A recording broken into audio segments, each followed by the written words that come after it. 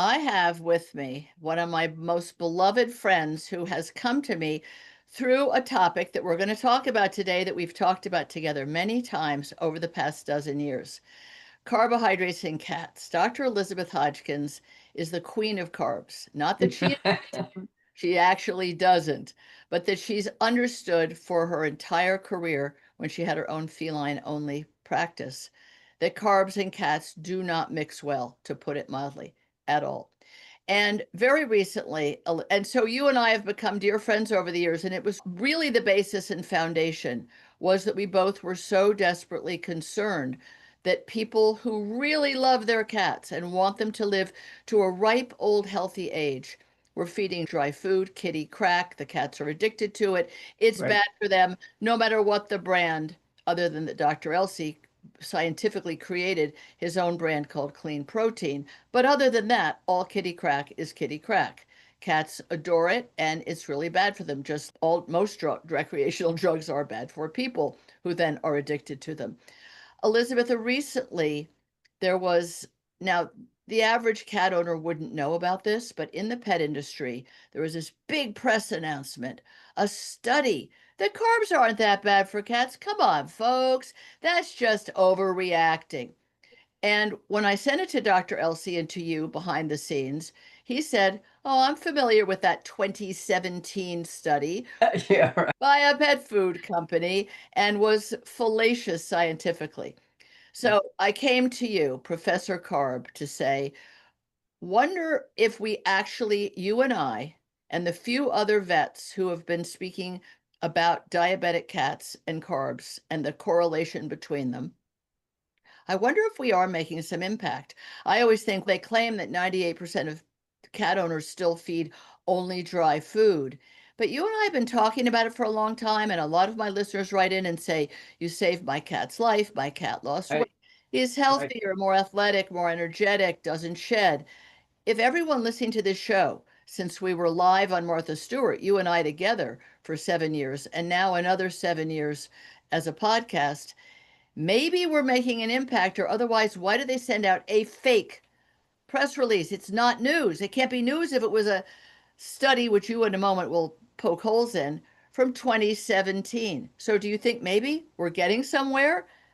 Is that possible? I know we are, and you know how we know for sure is Yeah. because some of these companies are coming out with foods that are arguably more appropriate for an obligatory carnivore. So Yeah. we're seeing foods for diabetic cats which look at the carbohydrate level. So clearly they must be convinced or convinced enough to invest in creating new products.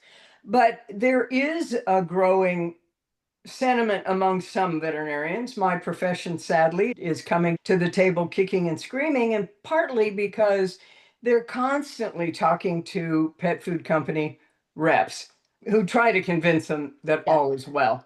And And they it's tell them that it's scientific, Dr. Elizabeth. That's the important thing is they say there's a study showing something, and a vet is a doctor, and a doctor looks at facts. And so the veterinarian on the busy practice says, "Oh, there's a study proving it's okay. Great. Then, yeah, send me some more, or I'll recommend it to my patients." and there are veterinarians who are so busy and or so detached, let's say untethered from the deepest values, core values of a medical profession, that they don't care anymore. They don't go, this rep said something. I think I'm going to go do research. So there, and we've just been through a time where science has come under, and it should have, science has really come under pressure as something to be skeptical. Humans have been told now, not everything that purports to be science is science. Not everything that says this is a study you can trust is really good science with good conclusions. And certainly this meta-analysis from 2017 is not good science. It wasn't good science in 2017. I told you in an email or a text, it's the last gasp of an industry that has been hanging on by its fingernails to the whole idea that you can put highly processed, starchy foods into a cat as an exclusive diet without there being repercussions. I just had a little A little click. note. Yeah, and it's nonsense, and it's been discouraging for me, and I suppose you too, that this is taking so darn long. I remember that it took Mothers Against Drunk Driving Good 40, example. 40 years to get laws enacted, to get the public aware of how dangerous it is to drink and drive, and how punitive we have to be when people ignore how unsafe it is. It took them 40 years. How long was the Surgeon General telling us that cigarette smoking was bad for us before we actually saw a real decrease here in the US? Not so much in Europe. They still smoke like chimneys over there in Asia. But in the US, we don't see that so much. But look at the decades it took for people to really understand and believe. And for people like you and I to beat the drums against drunk driving and to beat the drums against the dangers of smoking. We have to be patient, but it's hard for me. I'm not a patient person. That's really sweet. When you first wrote to me years and years ago, you said, I feel like you're a breath of hope for me because I feel that I spent so many years in an industry.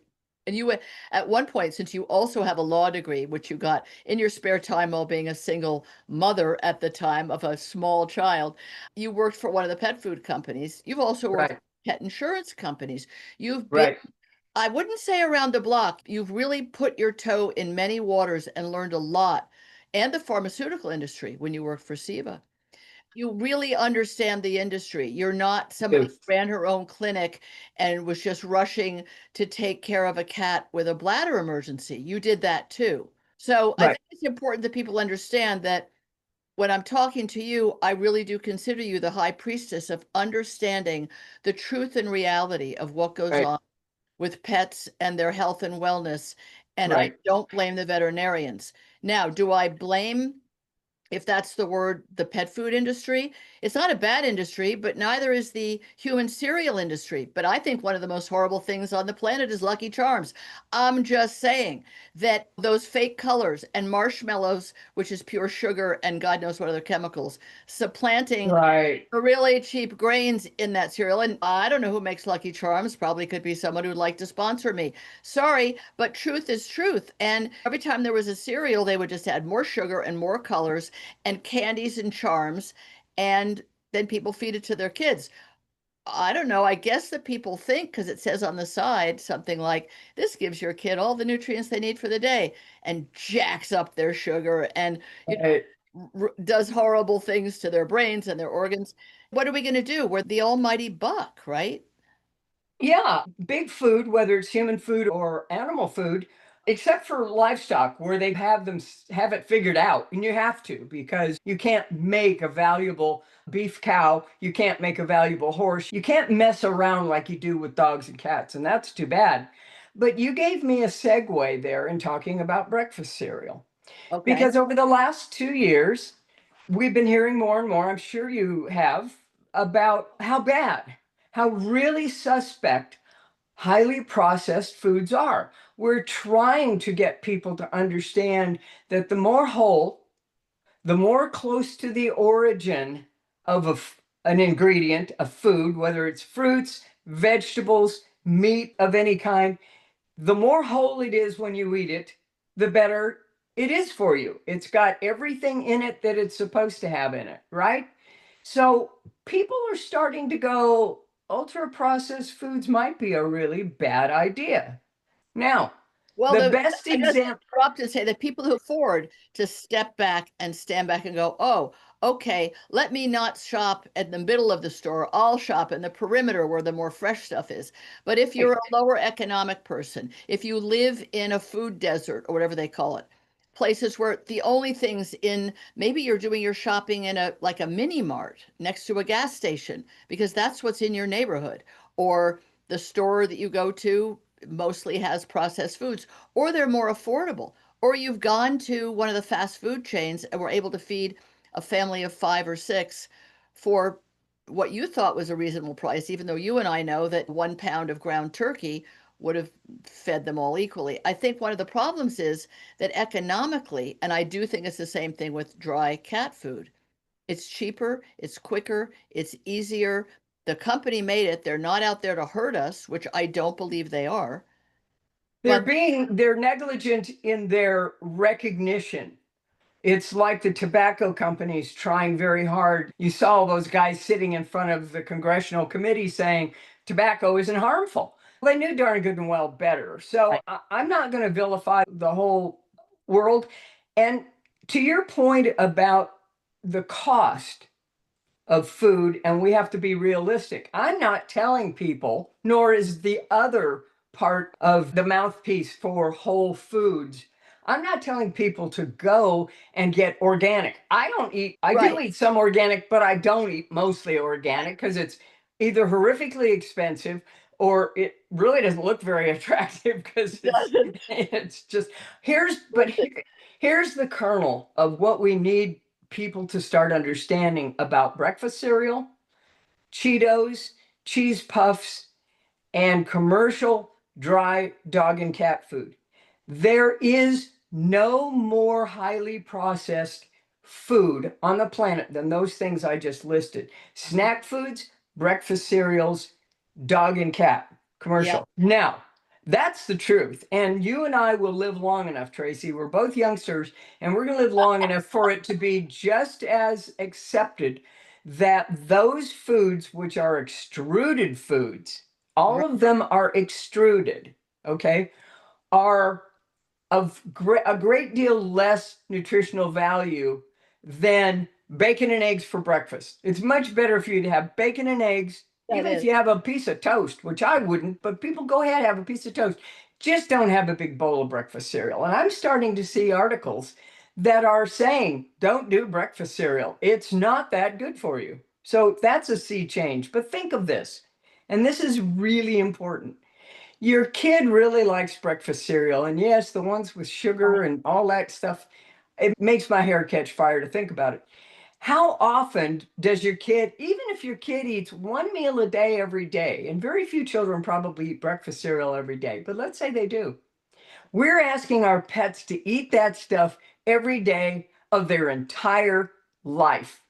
Yeah, So if it's not great for the kid to dive into the Lucky Charms or the Frosted Flakes, okay, but eat something good for lunch and something good for dinner. If that's not great, and having a handful of Chex Mix or Cheetos when you go to a party and there's a big bowl of it there and you can't help yourself, that's not the same as taking that breakfast cereal or Cheetos and asking your pet to eat nothing but that for every day, every week for their entire life.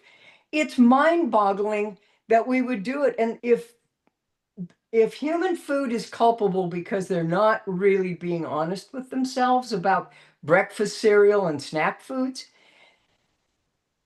pet food, the industry that is foisting dry commercial food off on pet owners because they don't understand is blameworthy. And I'm sorry, you can back away from that statement and I no, won't. no, I, you're entitled to blame them. I think people yeah, have to take responsibility for their sure. own choices. And the same mom that will eat a bagel for breakfast and a Danish mid-morning, she doesn't see the harm in a highly carb, sugary diet for her kid. But if her kid was diabetic, or Right. every single child out there is prone to diabetes given that diet. And that's what we come back to. Every cat, when fed only a dry diet, is liable to become pre diabetic or diabetic. Now, some of them, Yeah. it happens sooner. Genetics, luck, Right. maybe they caught a mouse for lunch if they were an indoor outdoor cat. But I think that's the point that your cat is a chemistry set that you're upsetting the balance of. If you just gave meat to the obligate carnivore, your cat would not become diabetic. Now, Dr. Elizabeth wrote a book called Your Cat, which when I recently interviewed Dr. Elsie, I said, please buy Dr. Elizabeth Hodgkins' book, Your Cat, because the chapter on diabetes and insulin and the pancreas is completely factual, diabetic, scientific, and you wouldn't feed your cat carbs anymore if you read it. So Right. it's written Right. for the human with the pet. I say to people, buy a copy and take it into your doctor. Now, he or she might be annoyed. What, you're going to make me read some other doc? No, just read this one chapter. Hey, just read this one page. If the veterinarian has been trained and taught his or her whole life that dry food is great for cats, and oh, we have some dry diabetic food. We're going to give more carbs to the cat who's already got diabetes, which the cat got from eating carbs. It's a human created disease, but every cat could become diabetic. And as you and I've talked about Right. for years, if your cat has become pre-diabetic and you are one of those people willing to put your cat through the slight misery of going to the clinic, which a lot of your former patients probably were like, oh God, my cat hates it, but thank you for Yep. really urging me to come in. Then the solution is to get them off all kitty crack and onto the highest quality wet food you can afford. Exactly. Period. And And your any cat will reverse itself. in the vast majority of the cats who have not been out of control diabetic for years and years, Right. they will go off insulin. And I saw this. Yes. I have been doing this, Tracie, as you well know, for decades now, treating these cats. I probably have more experience than any other vet in the world with specific cases of diabetic cats because I just loved them and Yeah. I solicited them and I got to work with them. And I learned so much from these cats. And what you're saying is exactly true. People will see absolutely miraculous transformations. And this is an important point that you suggested, and I wanted to get to. The worst canned food is better than the best Yeah. commercial extruded dry food. Okay. Because of the processed, simple, sugary carb content. Canned foods don't have it. So if people can't do a raw diet, a properly formulated dry diet, if they can't buy super high end canned food, anything that's in a can that has not been extruded is going to be better for their cat. And that gives them an affordable alternative while they're trying to make the change and trying to wrap their brain around a whole new way of looking at how we feed our dogs and cats.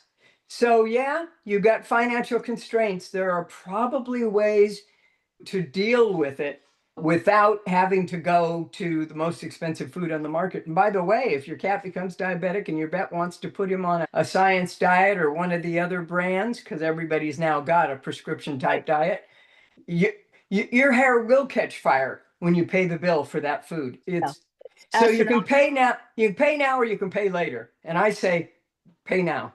Yeah. And It'll be also, cheaper. if you look at the ingredients on that can of supposedly diabetic canned food, the Oh yeah. ingredients they'd make smoke come out of your ears. Oh I yeah. just want to clarify that it is not a problem to feed dogs dry food. It's great if you can feed them at least what I do, half wet food, some natural ingredients, if your dog will eat broccoli or carrots or string beans, but they're not, cats aren't little dogs. And dogs can ingest almost anything, and dogs don't become diabetic from their diet. So we really Well, want to be very specific about that. in extreme cases, that's not true. And I think the way lay people can think about it is dogs are like people. When I'm telling people Right. how to feed their dog, I say, feed them from your table as much as you can if you eat properly. If Right. you eat properly, Yeah. dogs can tolerate much more carbohydrate, much more sugar, heaven forbid. They can Yeah. tolerate much more because their metabolism is like humans. And it's not going to kill that kid to have breakfast cereal Right. twice a week or so. My hair does not catch fire if somebody says my kid just I give it to him as a treat 2 or 3 times a week. Otherwise, I have him eat a high protein. We scramble some eggs and he has a Right. piece of toast with butter and stuff. And your kid is not going to become diabetic from a couple of servings of breakfast cereal. But if that's all you feed your child and every day, every week, you're going to make a diabetic child. And you and I both know that, even though the child is more like a dog and the dog is more like the child. And if So, not diabetic, certainly overweight. Overweight yes, obesity, because most little children's bodies can't withstand all those carbs without blowing up. But of course, there's other chemicals in those processed foods, salt, sugars, and other oh yeah. scary Let me things. say something that will surprise you. You were talking about fast food. Yeah. And let me just tell you, I would rather somebody said, I just went out and got a Big Mac for my child, than I gave him a big bowl of Lucky Charms. Oh, me too. Much prefer it. Too, totally. There's actually some real nutrition in a Yeah, Big Mac. yeah. There's not much, if any, in Right. breakfast cereal. So it's ironic that as much as we've been coming down on fast food, there are way worse things out there to feed your child and to feed yourself than fast food. That's a really good point because no one thinks of cereal as fast food. No, but it's the Of it fastest. is toxic. And these are all just learning curves for people. Just to Right. explain to people about extrusion, because Elizabeth used the word, it's the process by which, let's say, a slurry of ingredients is made firmer by other ingredients, carb-like ingredients, to go into a machine that pushes it out. If you ever had a homemade pasta machine, it pushes a dough through a die that cuts it off and either boils, fries, bakes, or something. Is that about right? It is, except for one thing. Your pasta machine does not apply hideously high amounts of hot and high pressure steam to your pasta. You get something that still needs to be cooked. Yeah. But the extrusion process, whether it's breakfast cereal or it's commercial dry dog and cat food, that has to be popped. Okay. And to get this starchy slurry, you use the right term there, it is a slurry, to get that to turn into popped nuggets, popped kibble, you have to apply very high pressure and high heat. And that's what destroys the nutritional value, breaks down the complex carbohydrate, and turns it into sugars. Yep. Okay, so extrusion is the food technology that must be used to make breakfast cereal, to make Cheetos, to make a variety of other snack foods, and to make traditional commercial dry dog and cat food. Yeah. And that's the big problem. And when Kellogg first came up with extrusion and got this really nifty form of food, everybody thought that was great. It was crunchy. If you sprayed sugar on the outside or other flavorings, it was crunchy and it tasted exactly like the flavorings and wasn't that wonderful. And the fact that it had no reasonable whole food nutritional value completely went right over everybody's head. I love it. You Let's know, just say a few more words. We've only got a few more minutes about carbs and insulin and the cat's pancreas and what it is that happens because this study, which you said earlier to me before we recorded, heavy air quote study, and the metadata, which is many small studies done on behalf of the person paying for it, a pet food right. company, That's right. what it leaves out the fact that they said, oh, we fed the cat and 2 minutes later its blood sugar didn't go up, or I'm making up Right. 2 minutes. But Right. that's not the problem. It's the long-term effect of all Right. that sugar in the Right. system, right? The cat's pancreas is a very different beast than yours and mine and our dogs, our pet dogs. Okay, very different because it's descended, all domestic cats come from a northern African wild cat. The DNA's been done. We know that they're all descended from this little cat that lived in the desert, not much water, absolutely no potatoes. Okay. I'm sorry to all my Idaho farmers who grow all the potatoes, heaven forbid. That's the only bad thing about living in Idaho is you have to deal with potatoes. But so this little cat learned to use protein for energy as well as for all the things we use protein for: building cells, building an immune system, doing all the things you have to do to Right. keep the structure intact.